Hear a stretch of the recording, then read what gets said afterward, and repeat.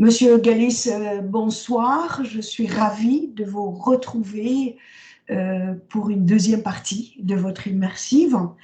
Et j'aimerais qu'on revienne un petit peu au début de cette guerre en Ukraine, c'est-à-dire ce fameux 24 février 2022. Euh, comment vous aviez réagi? Est-ce que vous avez été surpris par l'invasion de la Russie? Oui, j'ai été surpris parce que je m'attendais à quelque chose de plus subtil de la part des autorités russes. On nous avait décrit le président Poutine comme un joueur d'échecs, et là j'ai trouvé que c'était un peu le bulldozer qui arrivait. Mais en même temps, j'étais surpris qu'il n'agisse pas plus tôt. C'est-à-dire que ça fait 30 ans quand même qu'on balade les Russes avec des empiétements sur leur souveraineté, des menaces dans leur périphérie, et que on sentait la tension monter. Moi, je suis de ceux qui ont écrit, ils ont écrit sur l'OTAN depuis 20 ans, et j'ai écrit sur l'Ukraine, guerres hybrides en Ukraine, complexes guerres hybrides en Ukraine, un article dans la revue Recherche internationale en décembre 2019. Et vous pouvez lire cet article, il est assez long, assez argumenté, avec les causes immédiates et les causes lointaines, où je parle du Donbass, parce que on nous dit la guerre a commencé le 24 février. Nous, pour nous, occidentaux, avec nos jumelles à nous, nos lunettes à nous, nos mentalités à nous, parce que quand ça nous arrange, on voit les faits. Quand ça ne nous arrange pas, on les laisse de côté. Donc, je vous en prendrai un certain nombre que moi je prends au sérieux et que nos journalistes, nos experts, nos géopolitologues laissent de côté. Et c'est en ce sens-là que j'étais pas surpris. J'étais pas surpris qu'il y ait une réaction, mais je m'attendais pas à ce qu'elle soit aussi violente que celle de l'opération militaire spéciale russe. Et vous l'expliquez? Alors, je l'explique évidemment. D'abord, je crois que les autorités russes, moi je ne dis pas Poutine, parce que d'abord, j'ai fait des études de sciences politiques et j'évite de parler comme le café du commerce. Encore que je suis méchant avec le café du commerce, parce qu'aujourd'hui, le café du commerce est d'un meilleur niveau que les plateaux de télévision en général. Car il y a des gens documentés, moi j'en rencontre, et parfois ils disent moins d'âneries que les pseudo-experts. En réalité, cette affaire, elle date pas du 24 février, elle date de la chute du mur de Berlin. Bon, la chute du mur de Berlin, on a pensé pendant 2 ans qu'on allait avoir un monde avec un monde de paix, puisqu'il n'y avait plus les deux blocs qui constituaient la menace permanente pour la paix avec le surarmement nucléaire. Et on a donc cru, avec l'unification de l'Allemagne, que les choses rentreraient dans l'ordre sous les auspices de la paix. Et on n'a pas vu que, en fait, deux voies s'offraient à l'Occident. Et l'Occident a fait le mauvais choix. L'Occident avait soit le choix de la paix, soit le choix du maintien de sa suprématie. Et elle a opté pour le maintien de sa suprématie. En voyant la Russie à un genou à terre, ils ont décidé qu'il fallait qu'elle ait les deux genoux à terre. Donc on a pillé l'économie russe, on a vendu par morceaux à des firmes étrangères, on s'est associé aux oligarques et on a continué. Et puis, au moment de l'implosion du pacte de Varsovie, qui était l'organisation militaire symétrique à l'organisation du traité de l'Atlantique Nord, c'est-à-dire l'OTAN à l'ouest, le pacte de Varsovie à l'est, le 1er juillet 91, le pacte de Varsovie a été dissous. Et la grande surprise, et là je prends le témoignage du Premier ministre français, qui était Michel Rocard, a eu les réactions du président Eltsine, qui était persuadé que l'OTAN allait être dissoute. Et là, l'OTAN ne s'est pas dissoute. Elle aurait pu être réformée, à défaut de se dissoudre, parce que se dissoudre, C'était pas vraisemblable quand on a une machine aussi énorme. Vous savez que les institutions, quand elles sont créées, elles ont tendance à perdurer. Bon, mais il fallait la mettre sous autorité de l'ONU. Et en fait, la première erreur, elle a été celle-ci. Ça a été de ne pas mettre. Il fallait faire une chose, il fallait faire une grande assemblée générale de l'ONU sur la paix et la sécurité, après la chute du mur de Berlin. On a dit en catimini aux Russes, non, non, non, on ne va pas étendre l'OTAN, mais on ne l'a pas écrit dans un traité. Bon, alors, comme on ne l'a pas écrit dans un traité, même s'il y a des nombreux témoins et s'il y a des procès-verbaux qui témoignent que ça a été effectivement dit, la mauvaise foi occidentale fait que la parole donnée ne vaut rien. Là aussi, c'est une différence entre nous et eux, si on ose dire, c'est que dans le sud et à l'est, la parole donnée, ça vaut quelque chose. Bon. On top là et ça a valeur de. Moi, j'ai appris ça notamment au Maghreb. Il n'y a pas besoin de signer des papiers, on se fait confiance. Bon, quand on dit quelque chose, ça a valeur d'accord. Et ça n'a pas été fait. Après, il y a eu le coup d'État. Avant, il y avait eu le coup d'État d'Eltsine quand même, parce qu'il faut quand même savoir que Eltsine, il a tiré au canon sur le Parlement russe. Bon, on a dit que c'était bien. Exit Gorbatchev. Bien. Après, Gorbatchev a essayé de voir ce qui allait se passer après. Et il y a un détail qui est oublié par tous les journalistes et par tous les hommes politiques, c'est le référendum en Crimée, le 20 janvier 1991, 91. Bon. Donc, sous Gorbatchev. Sous Gorbatchev, précisément parce qu'il faut faire un petit peu d'histoire pour comprendre ce qui se passe dans le présent et comprendre ce qui va arriver dans l'avenir. Sous Gorbatchev, on voyait bien que le bloc allait imploser, que les États qui faisaient partie de l'Union soviétique allaient retrouver leur totale souveraineté, et on allait trouver des problèmes qui avaient été créés par la gestion soviétique de l'ordre du monde. Ça a été cette décision capricieuse et arbitraire de Nikita Khrouchtchev d'offrir la Crimée aux Ukrainiens. La Crimée était russe. En 1954, Nikita Khrouchtchev, qui lui-même était d'origine ukrainienne, ceci expliquant peut-être cela, décide de faire le cadeau. Ça ne changeait pas grand-chose d'ailleurs, puisque dans l'ancien bloc soviétique, l'Ukraine et la Russie faisaient partie de l'Union soviétique. C'était à la limite comme deux départements français. On vous passe d'un département à l'autre, ou les fusions des régions en France, puisqu'on a fusionné les régions. Bon, sauf que quand l'Union soviétique explose, là, ou implose, ça devient un problème, parce que les États retrouvent une souveraineté totale, y compris l'Ukraine. Donc Gorbatchev essaye d'anticiper le coup, il demande un référendum avec l'accord de Kiev. Il organise un référendum sur l'autonomie de la Crimée en disant « Est-ce que vous êtes favorable en Crimée au retour à une république autonome de Crimée dans le cadre de la Fédération de Russie ?»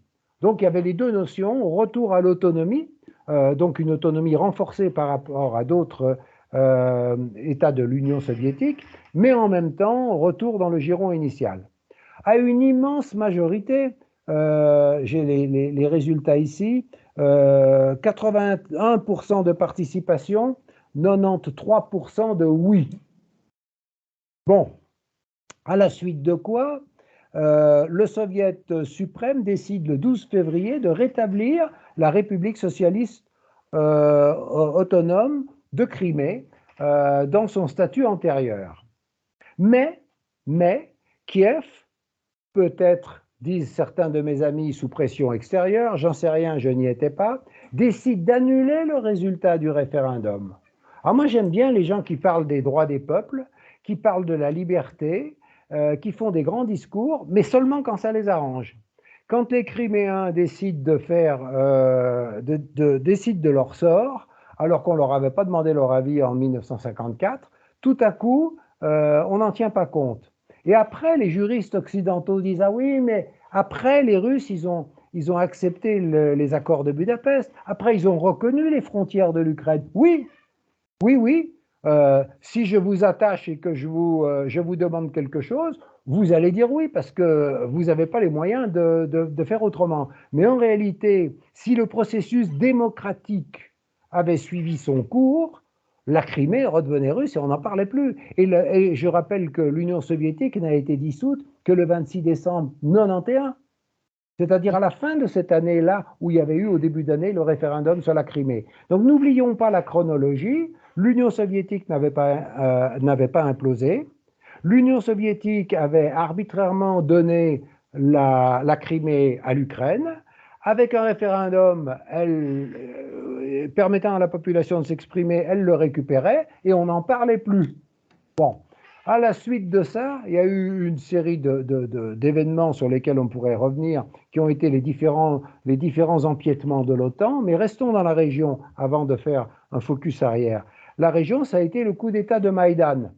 Maïdan, on rappelle quand même qu'il y a eu une ingérence extérieure avérée. Madeleine Albright l'a reconnu. Madeleine Albright a même dicté la composition du futur gouvernement ukrainien par téléphone et les Russes ont capté la conversation téléphonique. Ils l'ont mis sur Internet et tout le monde a reconnu que c'était vrai. Donc en réalité, Maïdan, c'est un coup d'État. On appelle ça regime change pour faire élégant dans le nouveau jargon anglo-saxon. Mais un regime change, c'est un coup d'État. Bon, il est militaire, il est politique, on active la guerre civile. Et donc, on a remplacé le président Yakunovitch par Poroshenko, issu d'un mouvement instrumentalisé, armé et soutenu par des officines occidentales. À partir de ce moment-là, l'Ukraine s'est coupée progressivement. Le gouvernement ukrainien a décidé de couper tous les liens avec la Russie et on est entré dans un processus de guerre puisque les milices privées et l'armée officielle ont effectivement essayé de contraindre les Russes à plus parler russe, à se soumettre à l'ordre nouveau, comme on disait au moment du Troisième Reich, sous le joug ukrainien de l'Ouest. Et à partir de ce moment-là, il y a eu un deuxième référendum organisé par Poutine sur la Crimée, qui a donné le même résultat que celui de Gorbatchev, à quelques petits détails près, mais en gros, c'était le même résultat. Et celui-là, on a dit, c'est Poutine qui le fait, il est truqué. Bon, quand c'était Gorbatchev, on l'a annulé parce qu'on n'osait pas dire qu'il était truqué. Et depuis, le processus s'est dégradé. Les autorités russes savaient, mais moi aussi, je savais parce que c'était marqué dans le Figaro, qu'il y avait des commandos britanniques envoyés en Ukraine. Je l'ai lu dans le Figaro 3 semaines avant l'opération du 24 février. J'ai aussi lu dans la presse française qu'il y avait des sociétés militaires privées de sécurité des États-Unis qui étaient envoyées là-bas, sans parler de tout ce qui n'était pas marqué dans le journal. Parce que s'il y a des commandos britanniques, il y a probablement des commandos français, des commandos belges, et puis tous les pays de l'OTAN. Ils travaillent en général ensemble. Ces gens-là, ils ne travaillent jamais tout seuls. Bon. Donc, à partir du moment où les observateurs de l'OSCE, et ça Jacques Beau l'a bien expliqué, les observateurs de l'OSCE ont fait état de nombreuses infractions sur la ligne de cessez-le-feu qui séparait le Donbass du reste de l'Ukraine et que ces infractions au cessez-le-feu émanaient principalement de la partie ouest. Bon. Donc des armes arrivaient, donc des commandos arrivaient, donc des infractions répétées étaient là, et les services de renseignement russes ont compris qu'il allait y avoir une opération militaire d'occupation du Donbass plus forte. Ils ont pris les devants. Bon, encore ils ont eu tort, ils auraient peut-être dû faire autre chose, mais il faut dire que les opérations diplomatiques avaient échoué. Il ne faut pas oublier qu'en décembre de l'année précédente, le président Poutine avait écrit au secrétaire général de l'OTAN, il avait écrit à Biden pour dire donnez-moi des garanties sur le fait que l'Ukraine ne rentrera pas dans l'OTAN. Parce que vous savez que depuis pratiquement 10 ans, on avait gelé la situation, les Américains avaient fait pression, les Allemands et les Français avaient dit plus tard, mais ils n'avaient pas fixé de date. mais ils n'avaient pas pu s'opposer, en quelque sorte, à la majorité des va-t-en-guerre otaniens et otanesques. Bon, donc on est rentré dans ce processus-là, et à partir de ce moment-là, on s'est contenté de répondre hypocritement, en dépit du droit international. D'ailleurs, les Ukrainiens font ce qu'ils veulent. S'ils ont envie de rentrer dans l'OTAN, ils y rentrent. Ben, ça ne suffit pas, parce qu'il y a aussi des normes de droit international qui s'appellent la sécurité collective. C'est l'article 1er de la charte. L'article 1er de la charte des Nations Unies, l'article 1, il prévoit effectivement une organisation collective de sécurité, prendre des mesures collectives efficaces en vue de prévenir et d'écarter les menaces à la paix et de réprimer tout acte d'agression. À partir du moment où on n'a pas de sécurité collective, mais qu'on a une OTAN qui est une sécurité occidentale qui se déploie aux dépens de la partie orientale, c'est-à-dire la Russie, on n'est plus dans une sécurité collective. Donc on ne tient pas compte de la charte de l'ONU, et donc tout cela, ça a été perçu par les Russes comme autant de provocations. Et il y avait d'ailleurs des spécialistes américains comme George Kennan qui l'avaient dit 10 ans avant, 15 ans avant, Kennan avait dit l'extension de l'OTAN qui avait été initiée par Clinton, le président Clinton, en fait, était une erreur. Et George Kennan, qui avait été un des théoriciens du containment pendant la guerre froide, containment, c'est-à-dire le fait de contenir l'Union soviétique pour qu'elle ne déborde pas et qu'elle ne s'étende pas, George Kennan, qui était un diplomate, qui avait été en poste à Moscou, qui connaissait bien le dossier, qui était donc pas suspect de sympathie ni russe ni communiste, eh bien il a dit l'extension de l'OTAN est une erreur. On va mettre un drapeau rouge sous le nez des Russes. Et puis on a fait une première extension, une deuxième extension, une troisième extension, jusqu'à ce que la goutte d'eau fasse déborder le vase, et c'était l'Ukraine. Voilà. Donc moi, je n'ai pas été surpris par la logique des événements, j'ai été surpris par la forme des événements, mais en réalité, c'était accessoire. Et alors, je voudrais donner un autre exemple sur ce chapitre-là, avant de passer à un autre point. C'est quand je dis les Occidentaux ont instrumentalisé les institutions internationales, la Cour pénale internationale évidemment, on ne passe pas Bush devant la CPI, on ne passe pas Blair, on ne passe pas Sarkozy, mais on veut vite passer Poutine. Hein. On oublie l'Irak, on oublie l'Afghanistan, on oublie toutes ces choses qui sont des détails de l'histoire, comme dirait l'autre. Un autre événement qui a fortement indisposé, pour ne pas dire plus, les Russes et les Chinois, c'est le 23 septembre 2008, la déclaration commune des secrétariats de l'ONU et de l'OTAN qui décident de faire une déclaration commune, comme quoi ils allaient travailler ensemble. Dans le dos des Russes et des Chinois, membres permanents du Conseil de sécurité de l'ONU. Imaginez que les deux secrétaires généraux… Monsieur Gallis, en 2008, je rappelle que le secrétaire général de l'OTAN était Jaap de Hoop Scheffer, oui, et le secrétaire général des Nations Unies, Ban Ki-moon. chez moi, était Ban Ki-moon. Oui, absolument. Absolument. Eh bien, ces deux personnages-là, ils ont pris sous leur autorité de signer une déclaration commune de coopération.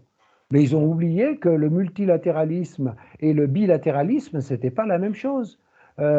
Et qu'en réalité, il y a des articles 46 et 47 qui font obligation, si on respecte bien la charte des Nations Unies, que j'ai dans la main, que j'ai presque toujours avec moi, la charte des Nations Unies prescrit que les opérations militaires de maintien de la paix ou de restauration de la paix, en cas d'usage de la force, sont assurées par un comité d'état-major auprès du Conseil de sécurité.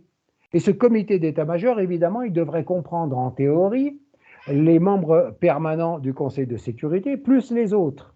Et donc, il devrait comprendre les Russes et les Chinois. Bon, à partir du moment où les deux secrétaires généraux font leur coup en douce en excluant les Russes et les Chinois, on viole l'esprit et la lettre de la Charte des Nations Unies.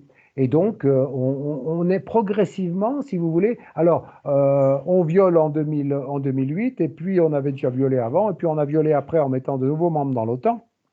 Et il n'y avait plus de fin à ça. D'où la réaction, je crois que c'est en 2017 à la conférence sur la sécurité de Munich, où Poutine a dit cette fois ça suffit. On met en garde nos amis occidentaux. Il disait toujours nos partenaires et nos amis, si vous vous souvenez bien. Hein. On était moins poli avec lui qu'il était poli avec nous. Nous mettons en garde nos amis et nos collègues et nos partenaires sur le fait que ça ne peut pas durer éternellement. On a dit, allez, on va continuer à lui mettre une pastille de plus. Il en a déjà accepté pas mal. Mais il y avait un moment où ça allait s'arrêter. Voilà. Donc, c'est pas arrivé du jour au lendemain. Il y a eu une série de coups de canif dans le contrat, dans le droit international, qui ont été donnés, sans parler des embargos illégaux, qui n'ont pas de valeur. Les embargos contre Cuba, contre la Syrie, contre l'Iran, n'ont pas de valeur internationale. Seules les Nations Unies ont une compétence. Et puis, en 2014, on avait eu cette première crise avec l'Ukraine, avec Maïdan. On a eu une tentative de médiation de la Suisse.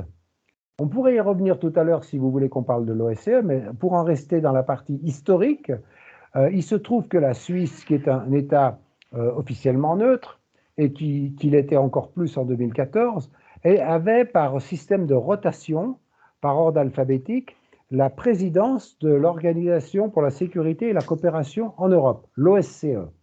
Et donc le chef de la diplomatie suisse, qui s'appelait Didier Burkhalter, était en même temps le président de l'OSCE. Et il a conduit des missions de paix. Il a conduit des convois humanitaires à travers les zones en conflit, y compris les zones de l'Est de l'Ukraine. Il est allé rencontrer Poutine et il est arrivé à un projet d'accord entre les belligérants. Projet qui a été refusé par les Américains et par les Ukrainiens. Et là encore, les Européens, au lieu de soutenir l'un des leurs, puisque la Suisse fait partie de l'OSCE, la Suisse fait pas partie de l'Union européenne, mais elle fait partie de l'OSCE, elle fait partie de l'Europe, alors ça c'est quand même incontestable, elle avait même des accords bilatéraux avec l'Europe, elle finance un certain nombre de fonds européens, bref, la Suisse, c'est pas le fin fond d'un continent extérieur à l'Europe, c'est un pays européen. J'y viendrai dans les livres que je recommande tout à l'heure. Eh bien, Burkhalter, il est rentré bredouille parce qu'on a sabordé son plan de paix. Donc voilà pourquoi on en est arrivé à cette crise-là, parce que toutes les solutions diplomatiques qui ont été proposées, soit par les Russes, soit par des médiateurs, comme en l'occurrence le Suisse Didier Burkhalter, ont été mis de côté. Et donc, quand la diplomatie ne joue pas son rôle, c'est l'armée qui joue le sien. Et si vous vous souvenez bien, 15 jours avant ou une semaine avant, Poutine a fait un show télévisé avec Lavrov devant les caméras occidentales en disant « Y a-t-il une solution diplomatique ?» Je ne sais pas si vous vous souvenez de ça. Tout à fait, tout à fait. Et Lavrov a dit non. C'est-à-dire qu'ils avaient épuisé, selon eux, les canaux diplomatiques. Alors, peut-être n'avaient-ils pas épuisé. Moi, en chercheur pour la paix, j'aurais essayé de trouver des canaux supplémentaires. Sauf qu'entre-temps, le chiffon brûlait dans le Donbass. Donc voilà, les éléments du problème, si on les analyse objectivement, ils sont qu'il y a bel et bien une relation de cause à effet entre les coups d'État successifs, la militarisation dans le Donbass, la suppression des droits de la minorité russophone, le déni sur la Crimée, les premières vagues de sanctions à l'encontre de la Russie, elles ont eu deux alibis. Je dis des alibis parce que les arguments sont ténus et il n'y a aucune preuve. C'est l'empoisonnement de Skripal. Vous vous souvenez de cette affaire? Bon, Skripal, on a dit que les Russes avaient voulu le tuer. Ils l'ont gardé 8 ans en prison. S'ils avaient voulu le tuer, ils auraient pu le faire pendant qu'il était dans leur prison, plutôt que d'attendre qu'il ne serve plus à rien parce qu'il avait décidé de travailler pour les Britanniques. Bon, non seulement ils s'y mettent en retard à ce point-là, mais en plus ils le loupent, parce qu'il est toujours vivant, Skripal, d'après ce qu'on a dit. Bon, on ne sait plus où il est passé d'ailleurs maintenant, c'est assez un mystère. Et puis le deuxième prétexte, c'était la Crimée. Annexion par Poutine parce qu'on n'avait pas tenu compte du référendum qui avait été organisé par Gorbatchev. Donc dans les deux cas, et je rappelle que dans le cas de Skripal, les Russes ont proposé leur assistance aux Britanniques. Ils ont dit, écoutez, nous, c'est pas nous, des armes de ce type-là, il y en avait plein en Ukraine, des fameux poisons, hein, Novichok, il y en a partout, les licences, elles circulent sur Internet, donc n'importe qui peut avoir fabriqué ça. Si vous voulez, on vous aide à faire la... Non, c'est pas la peine, on n'a pas besoin de votre aide. D'ailleurs, pour le massacre de la Boutcha, vous avez entendu parler, cette zone libérée par les Russes, reprise par les Ukrainiens, où le 30 avril, il n'y a pas de cadavres, le 30 mars, il n'y a pas de cadavres, le 4 avril, il y a des cadavres dans les rues. Bon, on ne sait pas d'où ils sortent exactement. Les Russes, pareil, ont proposé leur assistance. Ils ont dit, nous, on veut bien livrer les éléments d'une enquête. Ils ont demandé une réunion du Conseil de sécurité sur ce point-là. La Grande-Bretagne, le Royaume-Uni plus exactement, président du Conseil de sécurité à ce moment-là, a refusé une réunion du Conseil de sécurité sur la Boutcha. Vous ne trouvez pas que c'est suspect quand même ça? Si on était sûr que c'était les Russes, plutôt que de faire des enquêtes parallèles, il fallait réunir le Conseil de sécurité. Il fallait prendre toutes les informations auprès des Russes, des Ukrainiens et des autres. Donc voilà pourquoi toutes ces opérations ont tourné court, parce qu'en réalité, on a voulu asseoir notre domination, comme l'écrit élégamment M. Brzezinski. J'ai retrouvé tout à l'heure, je n'avais pas pris le bon livre dans mes mains, mais c'est bien Domination or Leadership. Donc, le grand stratège américain vous offre le choix, non pas du partenariat, hein. Partnership, ça serait une vision un peu trop de pouvoir partager, mais c'est soit je vous domine, soit je vous dirige. Bon, Monsieur Gallis, j'ai envie de vous faire réagir sur la position de l'Union européenne, voire des deux grands pays cofondateurs de l'Union européenne, en l'occurrence la France et l'Allemagne. Mais avant, comme vous avez évoqué l'Organisation de sécurité et de coopération en Europe, c'est-à-dire l'OSCE, vous savez que on a, à mon avis, je rappelle que cette organisation compte, je ne sais pas comment je dois dire, 58 pays, y compris la Russie. Désormais, elle va être exclue de cette organisation. Monsieur le ministre des Affaires étrangères russe a été récemment persona non grata. Il n'a pas pu se rendre à Varsovie pour participer à la réunion des ministres des Affaires étrangères de l'OSCE. L'OSCE, si je ne m'abuse, la date était le 1er décembre, c'est-à-dire il y a 4 jours. Quel est votre... Est-ce qu'un mot par rapport à l'expulsion ou l'exclusion c'est grave de la Russie, de l'OSCE? Parce que j'en ai parlé de l'OSCE. L'OSCE est un des outils, si on avait voulu choisir la voie de la paix, c'était un des outils privilégiés, puisque dans l'OSCE, vous avez les Américains, vous avez les Canadiens, vous avez les Russes et vous avez tous les Européens qui sont au milieu. Bien, donc c'est l'outil privilégié, l'OSCE. Il aurait fallu le réformer, l'approfondir, mais c'était l'outil idéal et les Russes y ont cru. Il est scandaleux qu'on interdise au ministre Lavrov de participer à la séance. Il est scandaleux que les Polonais, qui avaient déjà empêché, je rappelle, avant le 24 février, les Polonais avaient refusé d'inviter les Russes à la libération d'Auschwitz. Le camp d'Auschwitz, il a été libéré par l'armée rouge. Ça plaît ou ça déplaît, mais c'est un fait historique. Bon. Et donc, ça a été un déni. Donc, les Polonais ont un vieux contentieux historique avec les Russes qui remonte au moins au XVIIe siècle, mais ce n'est pas une raison pour continuer à faire la guerre en permanence. La guerre froide est finie, il fallait passer à autre chose. Donc, il était scandaleux, inadmissible, intolérable d'interdire au ministre Lavrov d'assister à la réunion de l'OSCE. 2, les juristes maintenant sont dans une impasse parce qu'il n'y a pas de clause qui permette d'exclure un membre de l'OSCE. Dans les statuts, ça n'existe pas. Donc, ils se demandent comment avancer sans les Russes. Bah, évidemment, on peut essayer de foutre les Russes dehors du Conseil de sécurité, membres permanents du Conseil de sécurité, ce qu'ils sont en train de faire. Ils essayent toutes les cartes, hein, et y compris l'OSCE. Mais on va se ridiculiser un peu plus, parce que du coup, on va renforcer toute la solidarité entre les Russes, les Chinois, les Indiens, qui sont en train de comprendre qu'il faut s'associer. Les Algériens qui viennent de demander d'adhérer aux BRICS, vous avez vu. Les Saoudiens aussi. Les Indiens. Donc les Algériens, non seulement ils achètent du matériel russe, ce qui n'est pas nouveau. Les Saoudiens aussi. Il y a les Saoudiens d'une part et d'autre part les Algériens qui ont présenté donc leur dossier, leur candidature absolument, au BRICS. absolument. Et nous, on continue à dire que nous sommes la communauté internationale, nous sommes laborieusement 20% de la communauté internationale si on prend les populations concernées, mais on croit qu'on est le centre du monde. Je veux dire, ces gens sont fous. Monsieur Joseph Borrell est un type fou allié. Ursula von der Leyen n'est pas mieux, en dehors du fait que les explications qui lui sont demandées sur les prises d'intérêt familiaux dans les opérations Pfizer ne sont pas d'une grande légitimité. Mais de toute façon, il lui appartient pas, dans les compétences de l'Union européenne, il lui appartient pas d'interdire les médias russes.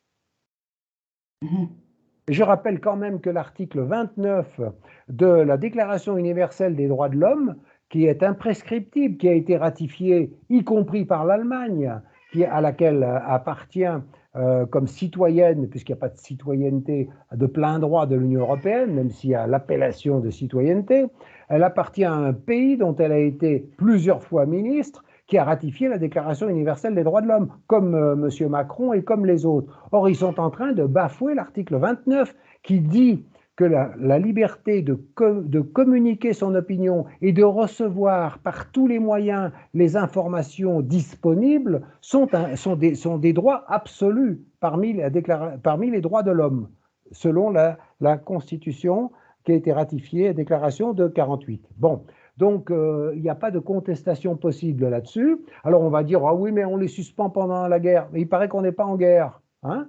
Monsieur Macron a dit qu'on n'était pas en guerre contre la Russie. Et puis même pendant la guerre froide, c'était une bataille où c'était Radio Free Europe qui s'imposait dans le bloc communiste. Donc voilà. Alors, dites-moi ce que vous avez pensé, vous, à l'époque, c'est-à-dire au lendemain du 24 février 2022, de la réaction, de la position, notamment de la France et de l'Allemagne par rapport à cette invasion de l'Ukraine par la Russie. Eh bien, ce que j'en ai pensé, c'est qu'ils avaient failli à leur devoir de faire respecter par l'Ukraine les accords de Minsk. Et comme ils étaient morveux, comme on dit en français ordinaire, qui est morveux se mouche, donc comme ils étaient morveux, qu'ils étaient pris en état de carence diplomatique, d'incapacité politique, d'incurie absolue, eh bien, ils se sont remis, ils ont remis les clés du dispositif aux Américains, qui leur ont dit qu'il faut sanctionner les Russes, et allons-y. Et Mme von der Leyen est le premier des vassals des États-Unis. C'est pas tellement étonnant. Elle a été à la tête de la Bundeswehr, qui est une armée totalement otanisée depuis longtemps. Bon, c'est pas un scoop, ça. Et il y a des armes nucléaires sur le sol allemand, en contradiction avec la Constitution fédérale, puisque la Constitution fédérale interdit de déposer des armes de destruction massive, chimiques, bactériologiques et nucléaires sur le sol allemand. Mais quand ce sont des armes américaines, on fait exception à la Constitution allemande. Donc j'ai bien vu, parce que moi j'ai lu Brzezinski, j'ai écrit sur l'OTAN depuis des décennies, j'ai vu qu'on était en train de rentrer dans l'agenda prescrit par M. Brzezinski. Il a écrit ce livre en 1997, il a été traduit en toutes les langues, il a été réédité, et puis la feuille de route s'est développée de façon impeccable. Tout ce qui est écrit dans ce livre, mais par contre, c'est un détail est important, c'est que qu'en 2014, quand M. Brzezinski a vu que sa feuille de route était tellement bien appliquée par son gouvernement et par les Européens qu'on allait vers un incendie majeur, il a changé d'avis sur un point. Il a dit qu'il ne faut plus mettre l'Ukraine dans l'OTAN. C'est quand même intéressant que le principal bout de feu qui avait anticipé tout, il faut élargir l'Union européenne, il faut mettre l'Ukraine dans l'Union européenne et dans l'OTAN, etc., tout à coup, voyant les conséquences que ça allait provoquer vis-à-vis de la Russie, parce qu'il était intelligent cet homme, même s'il était dominateur et cynique, il était quand même intelligent, il voyait qu'il y avait des limites à ne pas dépasser. Bon. C'est quand même la différence entre le fou et l'homme intelligent. Donc l'homme intelligent, il dit, là, on arrête. Et on a continué. Si M. Biden avait suivi les conseils de Brzezinski, on n'en serait pas là. Donc on a poussé les feux, et ça a été la goutte d'eau qui a fait déborder le vase. Voilà. Donc j'ai craint le mécanisme, parce que je voyais bien qu'il n'y avait plus de limite à l'ubris. Vous savez, l'expression que les Grecs utilisaient pour dire la déraison, c'est l'ubris. L'ubris, c'est la démesure. Il n'y a plus de mesure, il n'y a plus de rationalité, il n'y a plus de tempérance, hein, il y a le débordement. Eh bien, les Occidentaux sont dans la l'ubris depuis la chute du mur de Berlin. Ils considèrent qu'ils ont gagné. Les Allemands sont contents, ils ont gagné leur unité. Ils sont même étendu leur influence dans leurs anciens pays satellites, comme la Bohème, l'ancienne Bohème qui maintenant s'appelle la République tchèque. Ils ont réussi à couper la Tchécoslovaquie en deux, là aussi sans demander l'avis des habitants. Hein. Ça a été des décisions d'état-major plus que des volontés des peuples. Ils ont avalisé, on a fait avaliser par les peuples la suite. Mais les Slovaques et les Tchèques, ils vivaient en bonne harmonie, ils ne se faisaient pas la guerre. Donc, on est parti dans un engrenage dont on ne va pas sortir facilement, c'est clair, à supposer même que les dispositions ne soient pas aggravantes. Mais actuellement, tout ce qu'on fait, c'est de surarmer. L'Union européenne a eu le prix Nobel de la paix, mais elle n'a pas l'air de savoir que la paix, ça se fait par la négociation et par des compromis, et pas simplement avec la guerre. Mais pourquoi les accords de Minsk, pourquoi les accords de Minsk n'ont pas fonctionné, Monsieur Mais ils n'ont Galis? pas fonctionné parce que, d'une part, les Ukrainiens, les dirigeants ukrainiens, il ne faut pas dire les Ukrainiens ou les Russes, etc., ou les Américains, il faut dire les dirigeants. Les dirigeants ukrainiens n'ont pas voulu les appliquer, et s'ils ne les ont pas appliqués, c'est parce que dans leur entourage, il y avait des conseillers britanniques et américains qui poussaient à ce qu'ils ne soient pas appliqués. Voilà. Si les Américains et si tous les Occidentaux avaient fait la pression maximum pour faire appliquer les accords de Minsk, croyez-moi qu'ils auraient été appliqués. Si on disait à Zelensky, tu fais ça, sinon tu vas avoir telle et telle et telle conséquence, ben Zelensky se pliait. On ne l'a pas fait. Quand on veut mettre la pression, on la met la pression. Et si les Occidentaux unis avaient fait pression sur Zelensky pour respecter les accords de Minsk, organiser la fédéralisation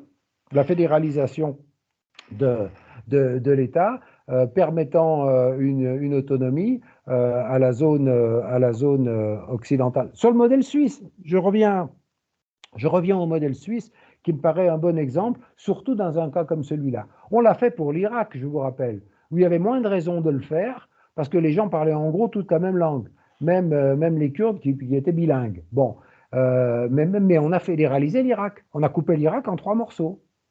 On a donné un morceau aux Kurdes, un morceau aux chiites, un morceau aux sunnites, avec un système de pouvoir central où il y a un président d'un bord et puis un premier ministre d'un autre bord, d'une confession. Et c'est une espèce de sauce occidentale qu'on a plaquée sur l'Irak. Alors qu'en Irak, quand on connaît le sujet, parce que moi j'ai hébergé même une Irakienne.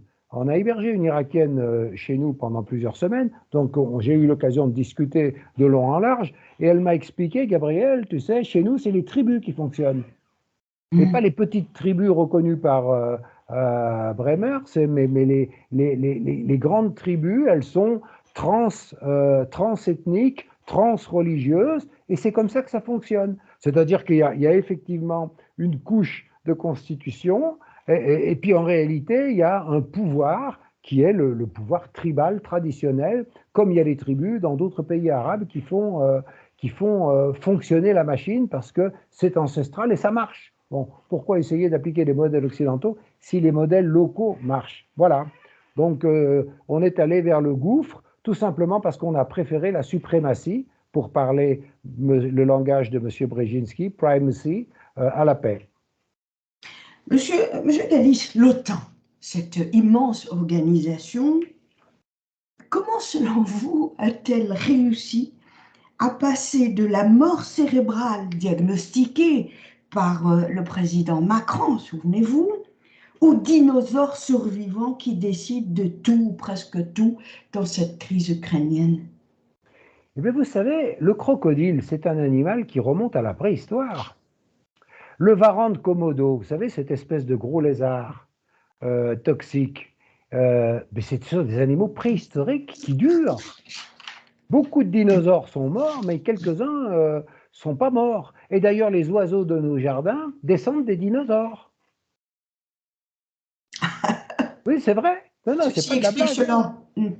Ils sont mignons, ils sont sympathiques, mais en fait, ce sont des métamorphoses génétiques successives. Le crocodile, lui, n'a pas tellement varié dans son histoire. La tortue non plus. Donc il y a des animaux très anciens et une institution, quand elle est créée, elle subsiste. L'OTAN, il faut bien comprendre ce que c'est.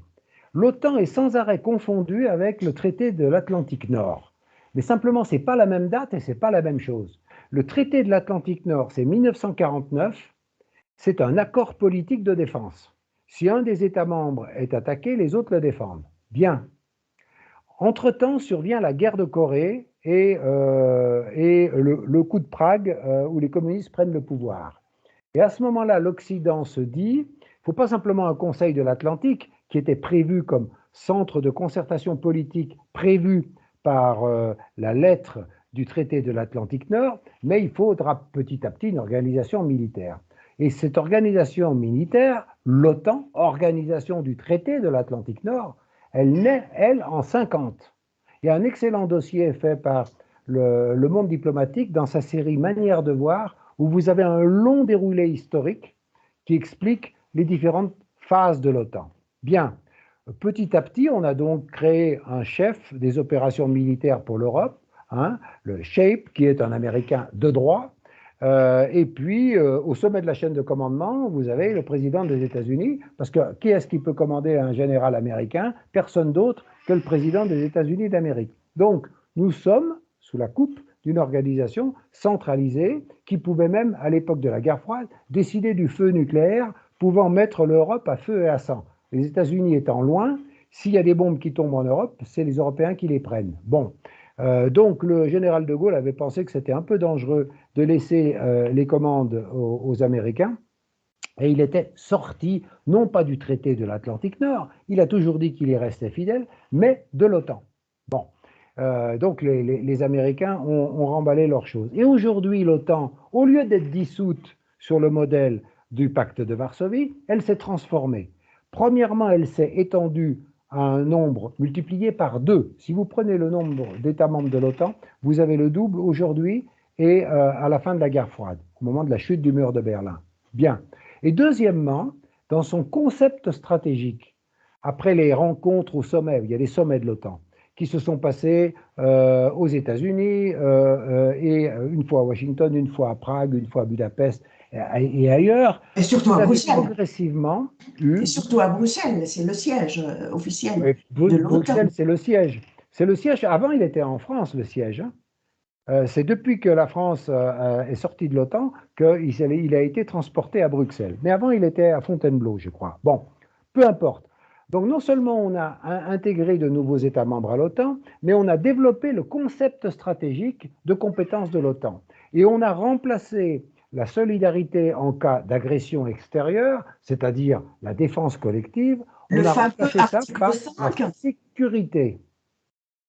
La sécurité tous azimuts. Le concept de l'OTAN, aujourd'hui, ne se limite plus à l'Atlantique Nord, comme son nom l'indiquait au début. Il a une compétence universelle. Et il n'a pas pour but la défense, il a pour but la sécurité. Or, la sécurité, c'est un concept très flou, parce que vous pouvez avoir, par exemple, des menaces d'approvisionnement énergétique, des menaces perçues comme une menace par les États-Unis d'Amérique. Eux, ils considèrent que c'est une menace à leur sécurité. Si les Chinois font des contrats trop nombreux avec l'Afrique pour acheter du pétrole ou des terres rares ou Dieu sait quoi, c'est une menace à la souveraineté et aux intérêts stratégiques des États-Unis. Et ils peuvent faire jouer la clause de l'OTAN pour défense de leurs intérêts parce qu'ils sont un État membre de l'OTAN. Donc aujourd'hui, l'OTAN, c'est quoi? C'est 4 choses. L'OTAN, c'est un quadrupède, c'est un dinosaure, et comme certains dinosaures, à 4 pattes. Bon, première patte, c'est un outil du lobby de l'industrie d'armement américaine. C'est merveilleux parce que vous avez un marché qui est assuré par les alliés. Dans l'OTAN, vous avez à peu près tout le monde qui est obligé d'acheter du matériel américain, au nom d'ailleurs de l'homogénéité du matériel. Et il faut savoir que l'OTAN dispose de fonds d'investissement et de fonds d'accélérateurs, c'est-à-dire que l'OTAN prend des participations dans des start-up européennes et qu'au nom de ces participations, ils peuvent capter la technologie d'un pays ou d'un autre. et lui permettent de grandir dans le giron de l'OTAN, c'est-à-dire sous contrôle américain. Donc, un, c'est un outil économique. Deux, c'est un outil intellectuel. Un think tank est un outil de propagande. Vous avez qu'à voir les études financées par l'OTAN, commanditées par l'OTAN. L'OTAN recrute des gens pour réfléchir, pour faire des statistiques, pour faire des scénarios. Donc, deux, un think tank. Un think tank, c'est aussi un relais d'influence, un advocacy tank. D'ailleurs, en anglais, on fait la différence entre un think tank et un advocacy tank. Un think tank, ça réfléchit, éventuellement discrètement, et un advocacy tank, c'est un organisme de popularisation des idées qui ont été pensées par d'autres, ou par les mêmes, mais enfin, c'est une autre fonction. Donc, deuxièmement, c'est un outil de propagande et de réflexion stratégique. Troisièmement, c'est un outil politique, c'est-à-dire que ça permet de polariser les alliances. Pourquoi vous imaginez-vous que tout à coup, les Finlandais et les Suédois veulent rentrer dans l'OTAN? Mais ce n'est pas arrivé du jour au lendemain. C'est parce que depuis des décennies, il y a des officiers américains qui invitent gentiment dans des déjeuners des officiers finlandais et suédois qui vont faire des opérations de ceci et de cela, de communication, qui les invitent à aller voir aux États-Unis comment ça marche bien. Donc tout ça, c'est précédé par des opérations de sensibilisation qui sont des relations politiques. Et qu'est-ce que c'est que polariser les alliances? C'est que quand vous êtes dans n'importe quel système de configuration, de concurrence ou de rivalité, votre idée première, c'est d'avoir le maximum d'amis et le minimum d'ennemis. Et si vous avez des ennemis nombreux, il y a une solution, c'est de diviser pour régner.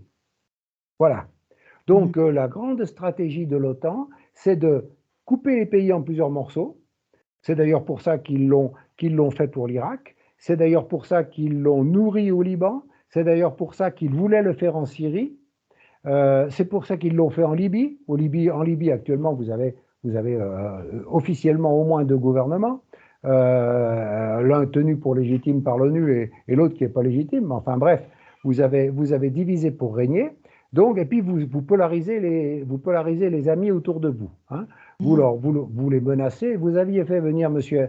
Ben Attala, qui a très bien expliqué comment ça marchait d'ailleurs. Quand on sollicite les partenaires, on leur dit bah, écoutez, faites avec nous, sinon on fera sans vous. Quoi.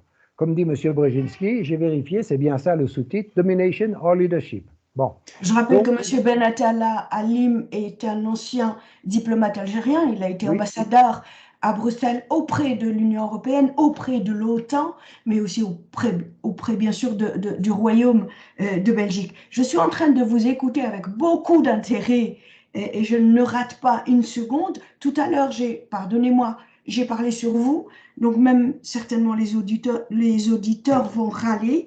Et à l'instant, il y a quelques secondes, vous m'aviez dit, ah vous savez, il y a deux OTAN maintenant. Le nouvel OTAN, c'est une sorte de dinosaure sur quatre pattes, la patte économique, la patte sécuritaire, la patte politique et la quatrième patte. La quatrième patte, c'est la patte militaire.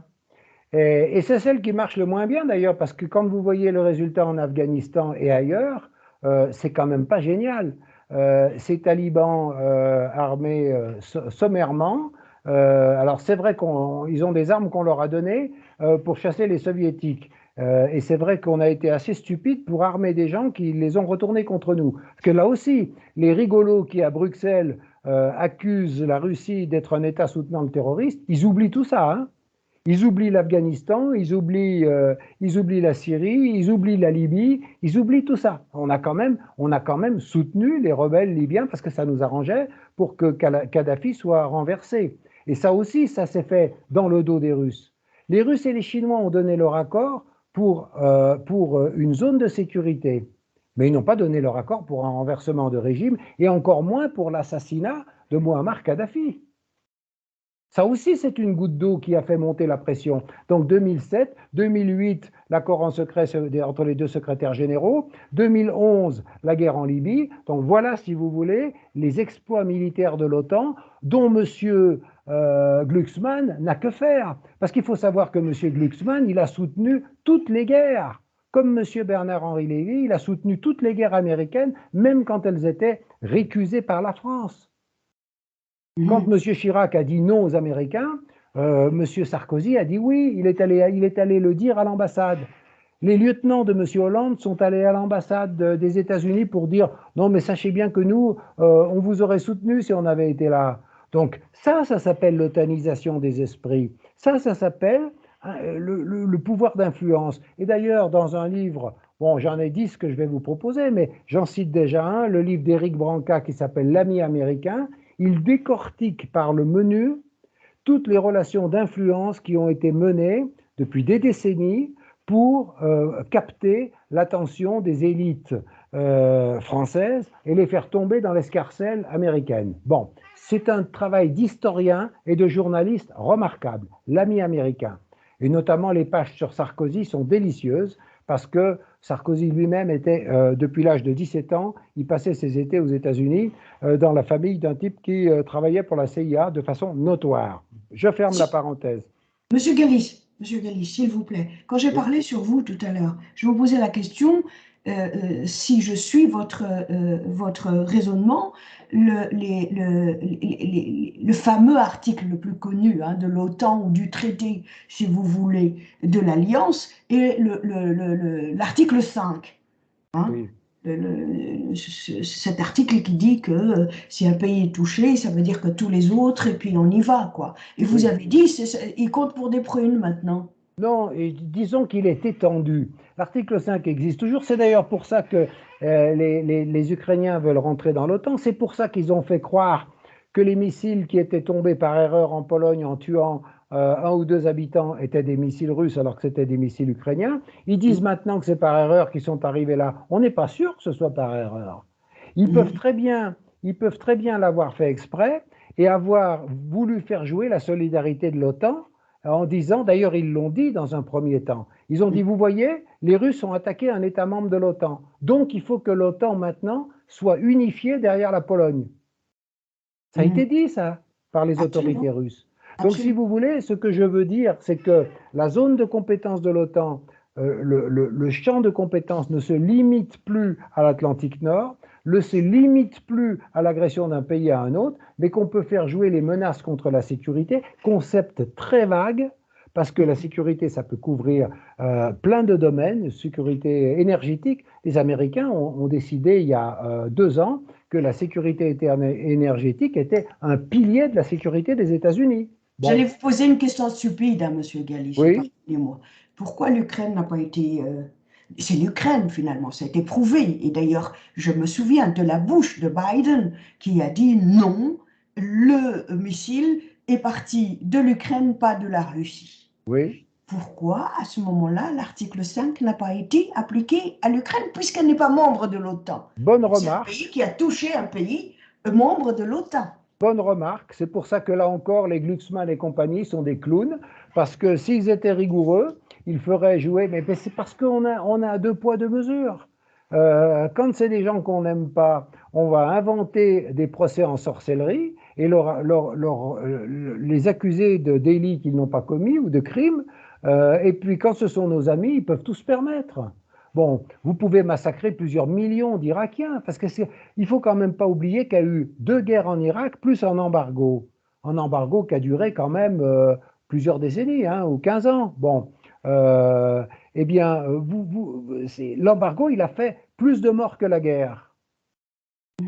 Bon, donc ce sont des millions d'Irakiens. Il y a un livre qui a été fait, un rapport qui a été fait par des médecins des États-Unis, du Canada et d'Allemagne, qui évaluait, il y a déjà 10 ans, à 3 millions de morts, les 3 guerres, Afghanistan, Irak, Pakistan, comme collatérales, hein, puisque par drone, on allait chercher les terroristes jusqu'au Pakistan, puisqu'ils étaient possiblement afghans. Bon, donc tout ça s'est passé par pertes et profits. On l'ignore. Il y a eu encore quelque chose de plus beau, qu'au moment où le procureur de la Cour pénale internationale, il y a 2 mois, a commencé à avoir l'idée qu'il fallait poursuivre Poutine. Au même moment, est arrivée sur la table la possibilité de poursuivre les États-Unis pour crimes de guerre en Afghanistan. Et vous savez ce qu'il a répondu, le procureur de la Cour pénale internationale? On ne va pas poursuivre les États-Unis parce que les talibans ont fait des crimes encore plus horribles. Mais qu'est-ce que c'est que cet argument? Si les talibans ont fait des crimes et que les Américains ont fait des crimes, on poursuit tout le monde. Pendant la Deuxième Guerre mondiale, après la Deuxième Guerre mondiale, on a poursuivi le Japon et on a poursuivi l'Allemagne pour crimes de guerre. On n'a pas dit les Allemands ont tué plus que les Japonais ou les Japonais ont tué plus que les Allemands, donc on ne va pas poursuivre les autres. Qu'est-ce que c'est que cette justice instrumentalisée en permanence? Voilà, ces dossiers-là, ils sont patents. Et c'est oublié parce que nos journalistes, ils ne sont pas des journalistes, ils sont des propagandistes. Bon, donc ils répètent ce qu'on leur a dit. Moi, je cite toujours cette information bidon d'une journaliste française qui s'appelle Valérie Astruc. Alors, vraiment, son nom m'a marqué parce qu'elle avait accusé Poutine d'avoir tué un tigre pendant l'été. Hein, il y a quelques années de ça, c'était avant cette année, hein, c'était Un il y a 5 tigre ou 6 un ours? un tigre. Il y Ah, avait une photo de Poutine avec un fusil derrière un tigre couché. Et la légende, c'était tous les présidents ou tous les chefs d'État ou de gouvernement passent des vacances avec leur famille, sont gentils, vont se promener, faire du tourisme. Et alors, Poutine, le méchant Poutine, lui, il va tuer des jolis tigres. Or, ce tigre, il n'était pas tué, il était endormi dans le cadre d'une campagne de protection du tigre de Sibérie qui permettait de les anesthésier pour les déplacer. Bon, eh bien le lendemain aux informations, alors évidemment l'ambassade de Russie à Paris a hurlé, et le lendemain, un journaliste a excusé sa collègue pour l'erreur qu'elle avait commise. Mais ce n'est pas une erreur, c'est une manipulation volontaire ou involontaire, c'est un délit de médisance et de calomnie d'un État et d'un chef d'État. Quand on n'est pas capable de s'informer sur une photo, on la boucle. On ne met pas des légendes artificielles sur une photo. Monsieur Kellis, je rappelle que vous êtes irénologue. Oui, Vous avez vocation de comprendre les origines des conflits armés, oui. éventuellement de les prévenir et les résoudre. Quels sont vos remèdes pour la paix en Ukraine? Ben, écoutez, c'est une bonne question. D'abord, il faut un cessez-le-feu, parce que toute opération, ça commence par un cessez-le-feu. Bon, on dépose les armes et on discute. Après, on envoie des médiateurs. Alors, il faut des médiateurs acceptés par les deux parties. Est-ce qu'ils seront suisses? Est-ce qu'ils seront turcs? Est-ce qu'ils seront chinois? J'en sais rien. Peut-être un mélange de tout ça, parce qu'ils ont tous, vous savez, actuellement, c'est quand même les Turcs qui jouent les médiateurs entre les Ukrainiens et les Russes, même s'ils vendent des drones aux Ukrainiens qui éliminent des chars russes. Mais enfin bref, ils pourraient être dans le dispositif. Et puis il va falloir qu'on remette sur le tapis ce qu'on n'a pas fait depuis la chute du mur de Berlin, c'est quelle organisation collective de sécurité sur le continent eurasiatique et dans le monde. Parce qu'il y a un détail qui a été oublié par tous les stratèges occidentaux. Quand ils ont réfléchi, notamment M. Brzezinski, est-ce qu'on va mettre les Russes ou pas dans l'OTAN? Donc il ne faut pas oublier que cette question, elle a été posée par les gens intelligents, y compris par Brzezinski. Ils ne les ont pas exclus d'office, les Russes. Ils les ont mis dans un comité Russie-OTAN. Ils ont essayé de les mettre dans l'antichambre. Ils ont envisagé de les mettre dans le Partnership for Peace, le partenariat pour la paix, où sont les Suisses, les Suédois, plus tous ceux qui sont rentrés dans l'OTAN depuis. Ils sont passés par le SAS du partenariat pour la paix. Donc, on a fait miroiter aux Russes le fait qu'on allait être gentil avec eux, qu'on allait trouver une solution. Bon, jusqu'au moment où ils ont compris qu'on les faisait lanterner et qu'ils n'auraient pas voix au chapitre. Mais ce qu'on avait oublié, même dans le scénario intelligent où on aurait mis les Russes dans l'OTAN, ce qui n'était pas vraiment le choix des Américains, c'est qu'est-ce qu'on faisait des Chinois? Qu'est-ce qu'on faisait des Indiens?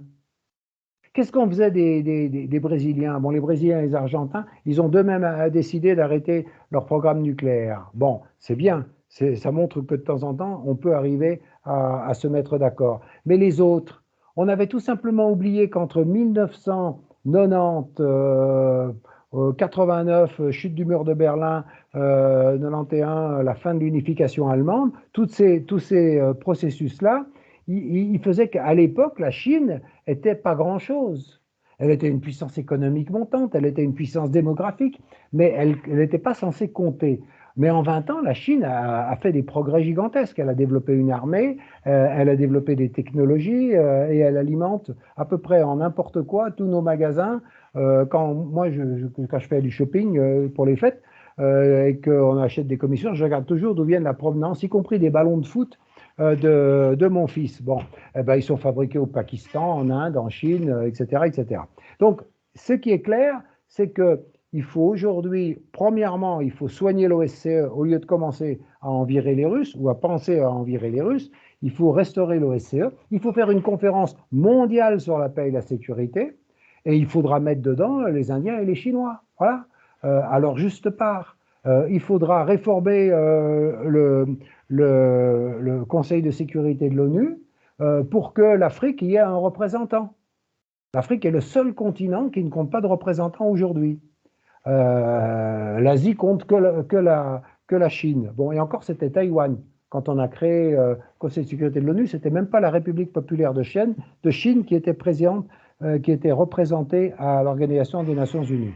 Donc, effectivement, voilà les opérations qu'il faut faire. Il faut, premièrement, faire refroidir la tension. Et puis, deuxièmement, il faut avoir une vision stratégique partagée et pas considérer que la vision occidentale va s'imposer au monde, qu'on va continuer à dire au monde, vous avez le choix entre domination ou leadership.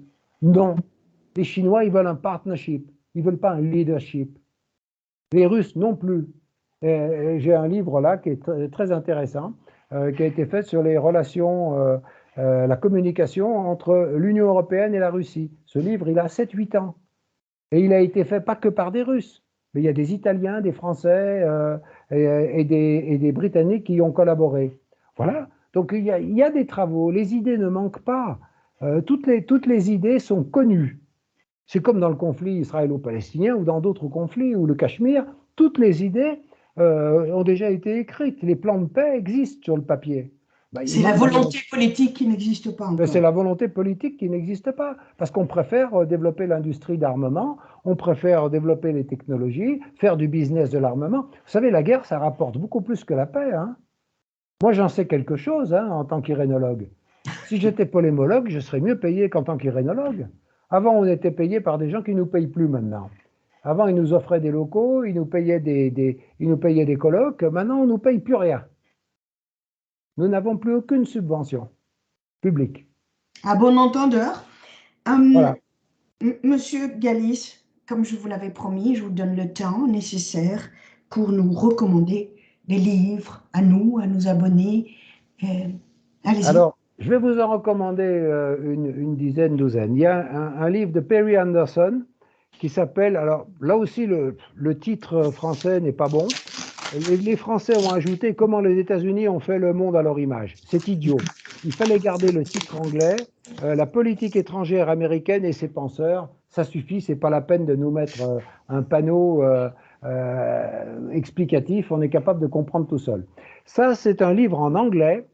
Strategic Communication in EU-Russia Relations, ça il faut le commander, je ne sais pas, probablement carrément à Moscou, parce qu'il ne va pas être disponible. Demandez à l'ambassade de Russie ou à je ne sais pas qui, un centre culturel russe, vous là-bas. Alors là, c'est un livre collectif, édité par Evgeny Pachenchev et Eric Vlaminck. Bon, ça sonne néerlandais ou flamand. En allemand, puisque moi je suis pour la diversité des langues européennes et pas simplement le français, Willy Wimmer, qui a été secrétaire d'État à la Défense d'Helmut Kohl pendant l'unification allemande, le dossier Moscou, die Akte Moskau. C'est très intéressant, il est encore vivant et il a été membre de la CDU pendant 30 ans. Je continue un livre fait par un irénologue, l'un des pères de la recherche pour la paix européen, c'est Johan Galtung. Johan Galtung est un Norvégien de naissance, maintenant il est vieux, mais il est encore lucide. Peace by peaceful means. Voilà, ça c'est une alternative à l'OTAN et à tous les machins. Peace and conflict, development and civilization.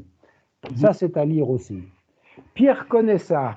Pierre Conessa, c'est un ancien haut fonctionnaire français du ministère de la Défense qui a écrit ce livre, Vendre la guerre, qui explique ce qu'est le complexe militaro-intellectuel. hein, puisque le président Eisenhower avait parlé du complexe militaro-industriel. Pierre Conessa nous explique comment les intellectuels européens et français, petit à petit, se sont convertis en vendeurs de guerre. J'en ai encore un ou deux. Bon, Le piège américain de Frédéric Perucci, qui témoigne du chantage économique fait sur un chef d'entreprise européen, et en l'occurrence français. Ça, il faut le lire, parce que quand on nous dit que les Russes nous espionnent et sont nos ennemis principaux, ils ne font pas pire que les Américains dans le domaine de l'espionnage industriel. Guy Métan, il y a deux livres de Guy Métan, qui est un journaliste et un député genevois. C'est un livre sur l'Europe qui dit pourquoi il faudrait que l'Europe fonctionne autrement. Le continent perdu, plaidoyer pour une Europe démocratique, et c'est sous-titré « Et si l'Europe s'inspirait du modèle suisse ?» C'est assez intéressant. Guy Metton, à qui j'ai lancé une invitation, j'espère la voir très bientôt sur l'immersive au moins. Je lui rappellerai. Ça, c'est un autre livre de Guy Métan qui a été écrit il y a 2015. En 2015, je crois qu'il est sorti. 2015, oui, 2014 même. Russie-Occident, une guerre de 1000 ans. La russophobie de Charlemagne à la crise ukrainienne, avec un bandeau « Pourquoi nous aimons tant détester la Russie ». Alors il fait remonter au schisme de l'Empire d'Orient, hein, le schisme entre l'Église catholique romaine et puis l'Église orthodoxe, la deuxième Rome qui s'est intitulée Constantinople, et puis après la prise de Constantinople par les Turcs, la troisième Rome qui s'est appelée Moscou. Donc Guy Métan fait le lien entre le contexte culturel et religieux et le contexte politique, et il analyse la russophobie britannique, la russophobie française, la russophobie britannique.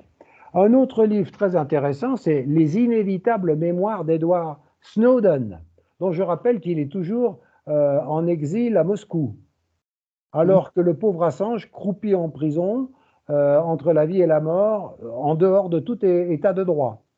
Il est en prison à titre de détention provisoire, sans avoir eu de procès. Il est menacé de plusieurs dizaines ou centaines d'années de prison. Ça, et l'auteur Pardon? Vous n'avez pas dit l'auteur ou je n'ai pas? Oui, Edward Snowden. Ah oui. Snowden, qui explique comment depuis Genève, il a espionné la planète, depuis la mission des États-Unis auprès de l'ONU. Bon, bah écoutez, c'est déjà pas mal comme livre à lire.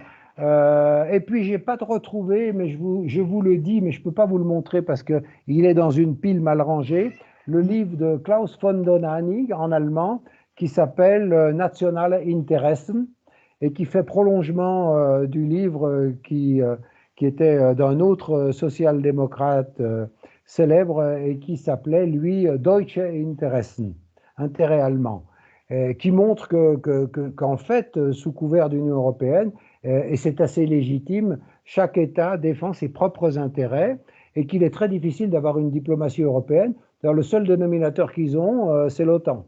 Et vous avez des chefs de la diplomatie qui sont parfois même des anciens secrétaires généraux de l'OTAN. Bon, donc voilà comment on conçoit la diplomatie européenne. Pas beaucoup de références d'auteurs d'origine africaine, francophone ou anglophone, arabe, francophone, anglophone, asiatique, francophone, anglophone.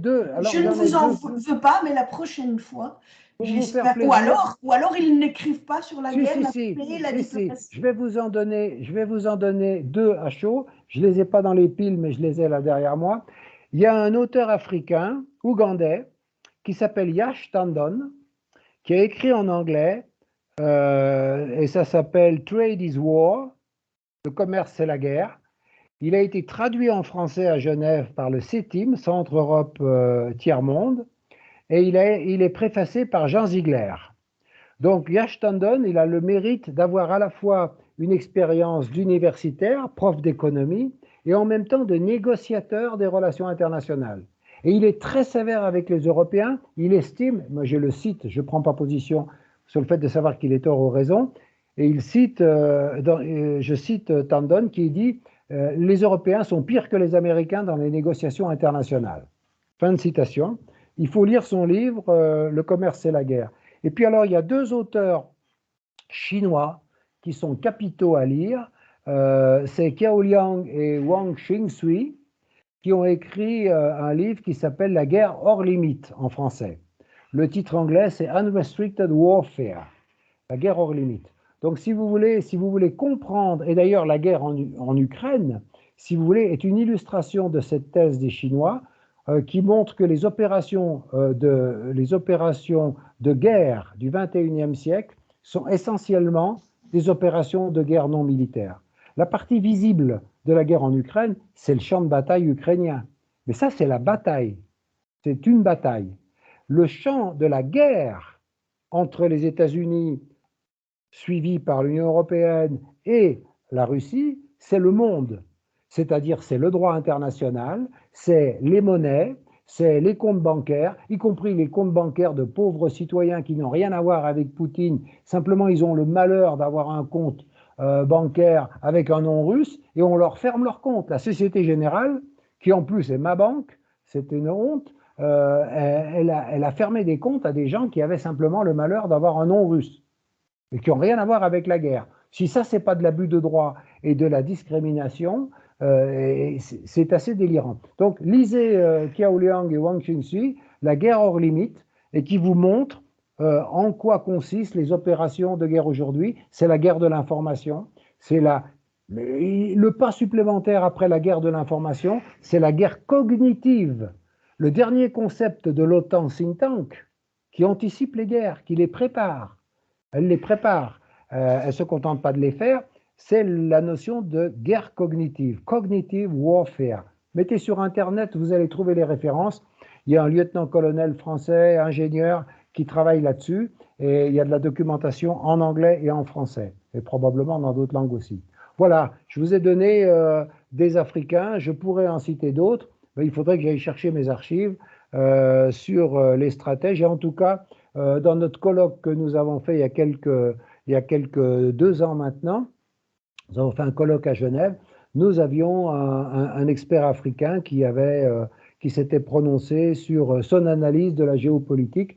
Vous pourrez trouver les références sur notre site, puisque c'était Quelle voie vers la paix, où on a mis la liste de nos intervenants. Voilà, j'espère que j'ai répondu à vos questions. Complètement, et j'invite nos abonnés aussi à se rendre sur votre plateforme, hein, la plateforme du J'Pris. Il y a vraiment beaucoup de choses à lire, beaucoup de choses à écouter, beaucoup de choses à voir, parce que vous avez des vidéos, des audios, mais aussi beaucoup d'écrits. Vous savez que j'ai été très heureuse de vous recevoir à l'Immersive. Ça fait très longtemps que j'attends parce que vous avez beaucoup de travail, vous êtes très sollicité aussi. Vous m'inspirez une idée. J'aimerais beaucoup vous revoir à l'Immersive avec une autre personne en même temps, c'est-à-dire le diplomate, hein, l'ancien ambassadeur, monsieur Benatala. Aline Absolument. Benatala, et je vous garderai 30 minutes pour vous écouter tous les deux ensemble sur des questions que vous maîtrisez tous les deux. En tout cas, ça a été un grand plaisir de vous recevoir. Je rappelle seulement que l'Immersive est une plateforme francophone, libre, sans frontières. On peut y entrer sans visa, j'allais dire. Et elle est ouverte à tous les francophones, c'est-à-dire les Africains francophones, les Canadiens, les Européens, tous les francophones du monde. Et pour être plus référencé, plus proposé par Google dans la toile, je demande à ceux qui nous suivent de s'y abonner. Un petit clic, comme je dis toujours, c'est comme un sourire. Il ne coûte rien, mais il peut produire beaucoup. Merci d'avoir accepté mon invitation, Monsieur Galis. Merci beaucoup. Merci à vous et merci à vos invités. Bonne journée à tous. Au revoir. Au revoir.